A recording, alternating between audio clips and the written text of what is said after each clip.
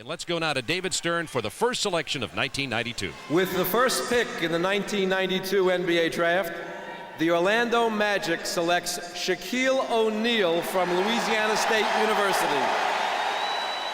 1992. While Jordan Mania was at its peak, the NBA welcomed another media sensation. That year, there was no debate.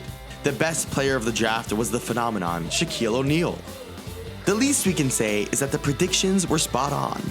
Shaq electrified the courts and led the Magic to the finals by his third season.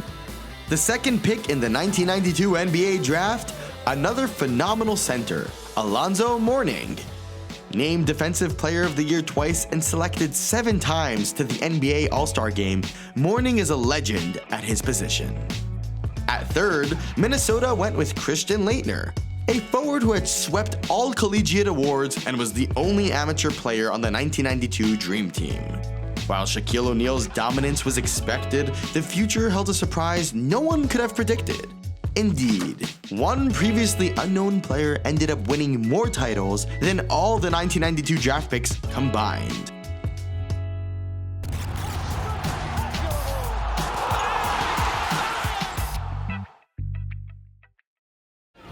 Robert Horry goes to the Houston Rockets in the 11th pick of the draft, and he's with Craig Sager now. Everybody knows who the other one is, Shaquille O'Neal. You feel you're overlooked? No, I don't feel I'm overlooked because Shaquille is the best player in the country right now. When Houston acquired Hakeem Olajuwon in 1984, the future seemed incredibly promising. His duo with Ralph Sampson propelled the team to the 1986 finals, only for momentum to fade over time. By 1992, it had been 5 years since the Texans had made it past the first round of the playoffs. The atmosphere was icy under Houston's heat. The team even went as far as suspending Hakeem Olajuwon, accusing him of faking an injury to secure a new contract. And so, in 1992, the franchise took a chance on Robert Horry as the 11th pick in the draft. This 6'10" power forward had made a name for himself in Alabama, primarily as a defensive asset. But let's be honest, his arrival in Houston flew completely under the radar. What followed embodies Horry's entire career. The power forward landed in a talent-laden team with no pressure on his shoulders. In the regular season, his modest 10 points per game didn't make headlines, but Horry proved to be a unique player. His brilliance only emerged when the stakes were at their highest. The first signs of his divine clutch ability appeared in his rookie year.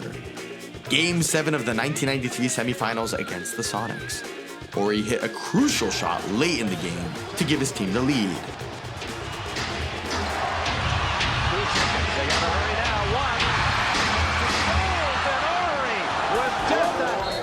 Reflecting on that moment, Horry said, "That's my favorite shot of my career. I made it, and we went to overtime. In the end, we lost the game, so no one talks about that shot. But it was a confidence booster for me. You take the shots when you have them. If they don't go in, so be it. If they do, it's crazy." The following year, comfortably nestled in the well-equipped Houston Rockets, Robert Horry quietly earned his first championship ring. 12 months later, Game 1 of the 1995 Western Conference Finals. Houston faced their neighbors, the San Antonio Spurs, led by MVP David Robinson. Horry was having a terrible night, going 0 for 4 from the field. Only a few seconds remained in this nail-biter. That's when the legend of Big Shot Rob was born. Open man is Olajuwon. Oh, shoot the ball. You gotta take that. Robert Horry. That's the number. What are you waiting on? Ball, dude. Oh, what are you waiting on? Horry's 1 of 5, and you know, that was close. I'm just saying to myself, man, I ain't made a shot all game, you know. I'm like, come on, you gotta make one and get that 0 at goose egg off over there. Luckily, I finally made one. A star? Not at all. But Horry delivered when it mattered most to send Houston to the finals. Their opponent? The Orlando Magic, led by Shaquille O'Neal.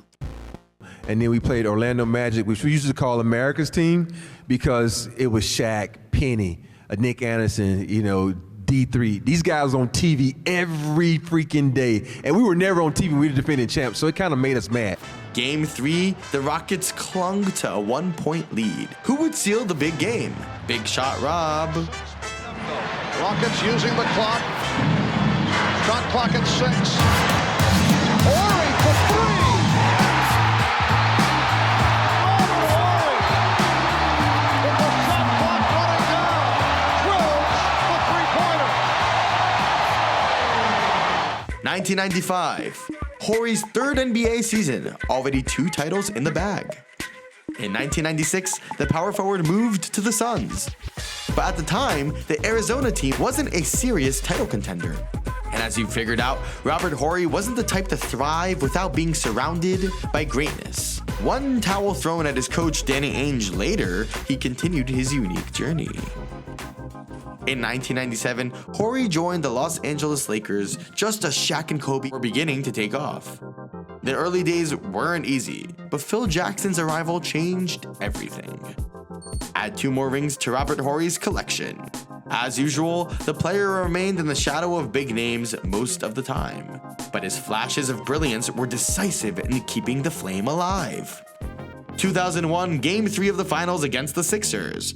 Philadelphia had won the first game and trailed by just 1 point with under a minute left in Game 3. With 47 seconds remaining, Shaq fouled out. So they get the ball out of Kobe Bryant's hands, but Robert Horry hits from downtown and then has some... Horry didn't flinch, sinking 4 free throws in crunch time, despite just shooting 44% from the line that season. Final score, 96-91. The Sixers never recovered in the series. Can you tell us what happened on that big three-pointer and how you had the guts to take it? The ball came to the corner, I had my rhythm, so I just took the shot. What has made you such a big game player over the years, because this seems to be happening throughout your career? It's just one of the things, knowing the situation of the game, being patient, doing what you need to do in a ball game. You know, it's an important time. You need to make the shots. In 2002, the Shaq-Kobe Lakers were already on the verge of implosion. Fiery statements flew back and forth as egos tore apart the locker room. But the goal was monumental, becoming the 3rd team in history to win 3 consecutive titles. Here we go again. Just 6 points per game in the regular season, but Robert Horry shone in critical moments. A clutch 3-pointer in the dying seconds of Game 3 helped eliminate Portland and set up a conference finals showdown. Los Angeles Lakers versus Sacramento Kings. Only one of these powerhouses would reach the finals. The Kings lacked the Lakers' star power, but their unselfish play posed a serious challenge to their often overly individualistic opponent. The urgency was dire for Phil Jackson's squad. Down 2-1 in the series, the Kings were on the brink of pulling away. Late in Game 4, the Lakers trailed by 2. That's when Big Shot Rob wrote the most iconic chapter of his career. The play is called What the Fuck. He went to the hole, and he missed, and then Vlade tipped it out. And then I was sitting right there. I'm sitting there waiting like this the whole time, and then it got tipped. It got tipped perfectly. As big men are tall, if you can't get the rebound at the end of a game, you tip it out. And so, of course, Vlade tips it out, and I'm still like this.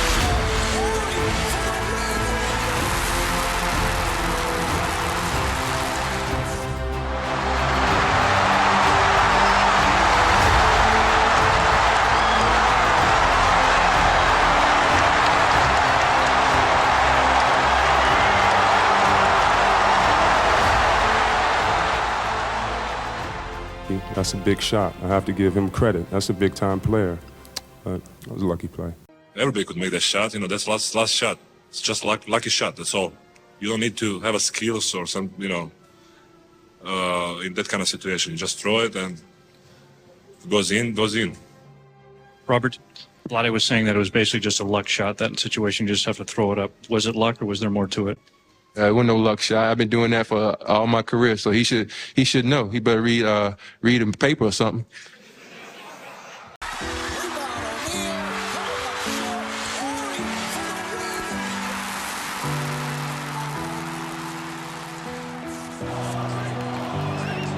And I still get goosebumps when I see that shot, because you think about, as a kid, when you grow up a Lakers fan, and as you a Laker, you hear them chant Kobe's name, you hear them chant Shaq's name. You really never get that moment Now you step on the stage in the biggest moment, you knock down a shot, and everybody's chanting your name, man. It's the best feeling ever.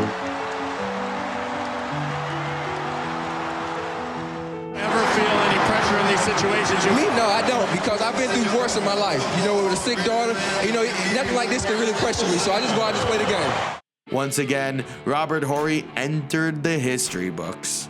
Amidst controversy, the Lakers eventually ousted the Kings and cruised to a finals victory. A 5th ring for Horry.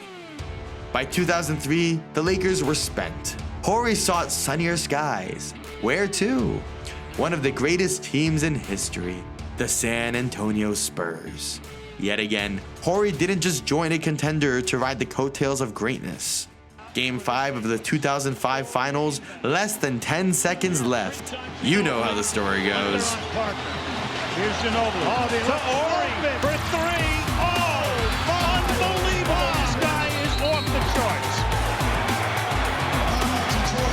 Robert Horry from the on the arc. I'll tell you the deal with Rob. Rob just hangs out the entire game. He does it all season long. He doesn't do anything. He doesn't feel like playing. He shows up sometimes. And then you put him in the fourth quarter in a big game, and he's like, okay, it's time to play now. I've been hanging out the entire season. It's time to play now. And he just turns it on. And as funny as that seems, it's just how it is. He doesn't want to show up. He doesn't feel like playing until it's a big game. You think about it, we play this game because we love this game. You know, I know it's become a business, but when we started out, we played it because we loved it. And so for me, I don't think about anything because I know once I started thinking, that's when I start messing up.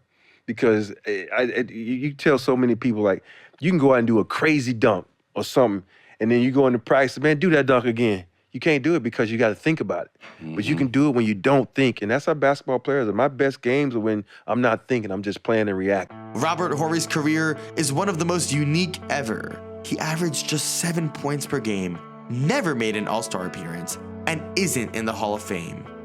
Yes, Robert Horry is known for just a handful of shots, but all of them were incredibly decisive. Always in the right place at the right time, the player managed to collect an incredible 7 rings. More than LeBron James, Michael Jordan, Kobe Bryant, or Shaquille O'Neal. Horry is simply the most decorated player never to have played with Bill Russell. And that kind of went on to when I went to college. I made a shot from half court to win a game in Puerto Rico, and then next thing you know, we start getting to the pros and on a bigger stage, and I started making shots, and you know, everybody started calling me Big Shot Bob, Big Shot Rob. But the funniest thing that ever happens, once I left the Lakers and we were playing the Lakers when I was with the Spurs, and Kobe went over to Karl Malone and grabbed him by the chest and looked at us and says, "Do not leave Rob." I'm like, man, shut up, man. Let me get this shot on y'all. And it's so funny that it's like the next thing you know, Karl Malone is like draped over me like this, where I couldn't get the ball. I'm like, Karl, move, man. Let me get this shot off so I can win, because I want to beat y'all so bad because y'all traded me. But that's the thing is, it was a good thing and a bad thing, because once everybody's like, oh, he's gonna make the last shot, it was very difficult to get the last shot out because nobody left me.